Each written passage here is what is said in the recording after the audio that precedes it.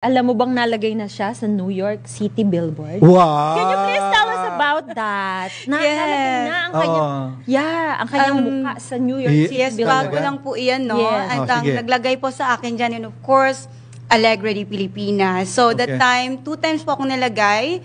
February, and bago lang, 1 week ago, lumabas din po tayo sa New York because of Alegre.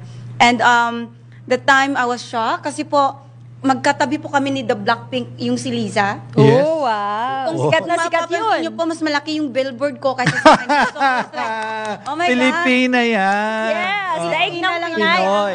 Ang ano, Pinoy. K-pop, ano yun, di ba? K-pop, Queen. yes, yes. Oh, siya naman Queen of Fire. Oh, Queen of Fire. She's Queen of Fire. So, truly, Pinay pride po. Pinoy pride po. Si Miss Lay Thank Maneco. At syempre, proud na proud sa iyo ang Pilipinas at ang iyong tinubuang bayan.